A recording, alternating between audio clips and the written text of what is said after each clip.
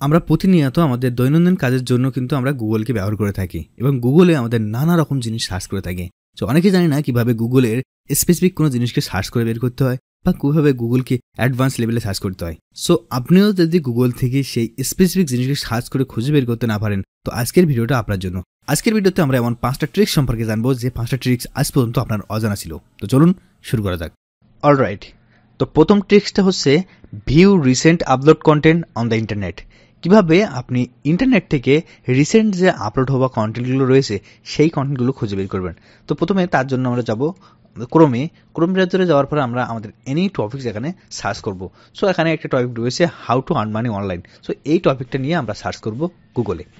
So গুগলে search করার পর কিন্তু আমাদের এখানে অনেক কন্টেন্ট চলে এসছে, রাইট? বাট এগুলো কিন্তু রিসেন্ট আপলোড করা কন্টেন্ট না। সো আমরা যদি রিসেন্ট কোনো কন্টেন্টকে খুঁজে বের করতে চাই, সো আমরা উপরে যাওয়ার পরে আমাদের ডান সাইডে দেখতে পাবো টুলস নামে একটা অপশন রয়েছে। এই টুলস অপশনে ক্লিক করার পর আমরা এখানে 3টা অপশন দেখতে পাবো, এনি টাইম, অল রেজাল্ট আর অ্যাডভান্স সার্চ। আমরা যাব এনি টাইমের ভিতরে। এনি টাইমে ক্লিক করলে আমরা এখানে অনেকগুলো অপশন দেখতে পাবো। এখান থেকে আমরা যদি লাস্ট আওয়ারের ভিতরে অর্থাৎ লাস্ট 1 ঘন্টার ভিতরে যে পোস্টগুলো করা হয়েছে সেই পোস্ট দেখতে যাই, তাহলে আমরা পাস্ট আওয়ার এখানে সিলেক্ট করে দেবো। আমরা যদি শেষ 24 ঘন্টার ভিতরে যতগুলো পোস্ট করা হয়েছে সেই পোস্টগুলো খুঁজে বের করতে চাই, তাহলে এখানে পাস্ট 24 আওয়ার্স এটা সিলেক্ট করে দেবো। অথবা আমরা যদি কাস্টম রেঞ্জের ভিতরে যদি কোনো সার্চ করতে চাই, যেমন এখানে কাস্টম রেঞ্জে ক্লিক করতে হবে। সো কাস্টম রেঞ্জ যখন ক্লিক করবো তখন আমাদের এখানে একটা পপ আপ উইন্ডো দেখাবে। সো আমরা এখান থেকে যদি কোনো ডেটকে সিলেক্ট করে যাই, যেমন আমাদের এখানে দেওয়া হোক একটা ডেট দেওয়া হোক যে এই ডেট থেকে এই ডেট অবধি, অর্থাৎ এখান থেকে 3 তারিখ থেকে 5 তারিখ অবধি, 5 তারিখ থেকে 7 তারিখ অবধি, অর্থাৎ এখানে দেওয়া আছে ডিসেম্বর মাসের 3 তারিখ থেকে ডিসেম্বর মাসের 7 তারিখ এর ভিতরে যতগুলো পোস্ট রয়েছে সেই পোস্টগুলো খুঁজে বের করতে হবে। তাহলে কিন্তু আমরা এখানে কাস্টম একটা ডেট শো করে দেবো। দেওয়ার পরে আমরা গোতে ক্লিক করব, তাহলে আমাদের কিন্তু এই যে ডেট রয়েছে সেই ডেটের ভিতরে যতগুলো পোস্ট করা হয়েছে সেই পোস্টগুলো আমাদের শো করবে। লাস্ট 1 ঘন্টার ভিতরে যতগুলো পোস্ট করা হয়েছে সেই পোস্টগুলো খুঁজে বের করবো। সো এনি টাইমে যাওয়ার পরে আমরা পাস্ট আওয়ার্সে ক্লিক করে দেবো। দেওয়ার পরে আমাদের দেখেন যে পোস্টগুলো শো করেছে সেটা কিন্তু লাস্ট 1 ঘন্টার ভিতরে এগুলো পোস্ট রয়েছে 59 মিনিট আগে, এটা হচ্ছে 5 মিনিট আগে, এটা রয়েছে 32 মিনিট আগে। এভাবে কিন্তু যতগুলো পোস্ট রয়েছে সেগুলো কিন্তু লাস্ট 1 ঘন্টার ভিতরে। সো এভাবে কিন্তু আপনি রিসেন্ট পোস্টগুলোকে খুঁজে বের করতে পারবেন। দ্বিতীয় ট্রিক্সটা হচ্ছে search for a specific file types on Google. অর্থাৎ গুগল থেকে আমরা কিভাবে স্পেসিফিক কোনো ফাইলকে খুঁজে বের করব, যেমন পিডিএফ ফাইল হতে পারে, MP4 হতে পারে, গুগল ফাইল হতে পারে, MP3 হতে পারে বা কোনো অ্যাপস হতে পারে। তো সেটাকে আমরা কিভাবে খুঁজে বের করব? প্রথমে আমি গুগলে যাব। গুগলে যাওয়ার পরে আমি টপিকটা লিখব। সো আমি এখানে টপিক লিখছি history of Bangladesh. History of Bangladesh এটা হচ্ছে আমাদের ফাইল। সো ফাইল নেম হচ্ছে এটা। তারপর আমি লিখব ফাইল টাইপ দিব, দেওয়ার পরে একটা ক্লোন দিব। দেওয়ার পরে আমি পিডিএফ চাচ্ছি নাকি MP4 নাকি MP3, যে ফাইল দিচ্ছি সেই ফাইলের টাইপটা আমি এখানে দিয়ে দেবো। দেওয়ার পরে আমি ইন্টারে ক্লিক করব। ইন্টারে ক্লিক করার পরে কিন্তু আমার এখানে সব কিছুর PDF ফাইল দেখা দেবে। অর্থাৎ আমি যে টপিকসটি লিখে সার্চ করছি সেই টপিকের আমাদের PDF ফাইল কিন্তু এখানে দেখা যাবে। আমি জাস্ট রাইট বাটন ক্লিক করে আমি সেই ফাইলকে ওপেন করতে পারবো এবং সেটার PDF ফাইল কিন্তু আমি এখানে দেখতে পাবো।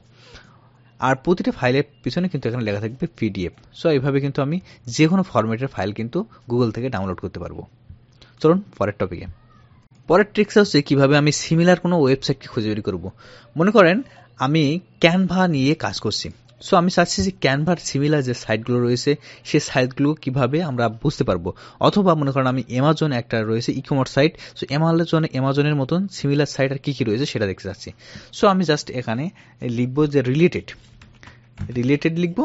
লেখার পরে এখানে রয়েছে আমি যদি ক্যানভাকে খুঁজে বের করতে চাই, সো ক্যানভা দিয়ে দেবো আর তার আগে একটা ক্লোন দিয়ে দেবো এবং পরে দিয়ে দেবো মনে করেন ক্যানভা রয়েছে, অথচ আমি যদি বাংলাদেশ থেকে সার্চ করি তাহলে দারাজ দিয়ে দেবো। ঠিক আছে? সো যেটা নিয়ে সার্চ করতে চাইছি সেটা কিন্তু দিয়ে দেবো, যে দারাজের সিমিলার কোনো সাইটকে যদি আমরা সার্চ করতে চাই, সো দারাজ লিখে দেবো, প্রথমে রিলেটেড লিখে দেবো, দেওয়ার পর ক্লোন দেবো, দেওয়ার পরে daraz.com দিয়ে দেবো। তারপরে যদি আমি সার্চ করি তাহলে কিন্তু ওই দারাজের সিমিলার যে সাইটগুলো রয়েছে সেই সাইটগুলো কিন্তু আমি এখানে দেখতে পাবো। এভাবে কিন্তু আমি সিমিলার সাইটকে খুঁজে বের করতে পারবো। চলুন পরের ট্রিক্সে।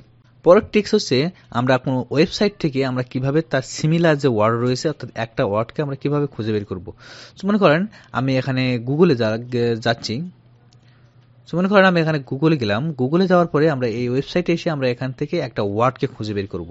মনে করেন আমি দেখব যে এই যে ওয়ার্ড রয়েছে টিস, মনে করেন এই টিস ওয়ার্ডটা কপি করে নিলাম, এই টিস ওয়ার্ডটার কত জায়গায় রয়েছে সেটা দেখতে হলে আমরা জাস্ট এখানে কন্ট্রোল এফে ক্লিক করব। কন্ট্রোল এফে ক্লিক করার পর আমাদের কিন্তু সার্চ বার এখানে চলে আসবে, জাস্ট এখানে আমরা দিয়ে দেবো টিস। সো টিসটা কত জায়গায় রয়েছে সেটা কিন্তু আমরা এই ডাইন সাইডে দেখতে পাবো, এবং এখান থেকে কিন্তু আমরা এখানেও দেখতে পাবো যে সেগুলো কিন্তু মার্ক করা হয়েছে, অর্থাৎ কোথায় কোথায় টিস লেখা রয়েছে সেই ওয়ার্ডগুলোকে কিন্তু আমরা এখানে খুঁজে বের করতে পারবো।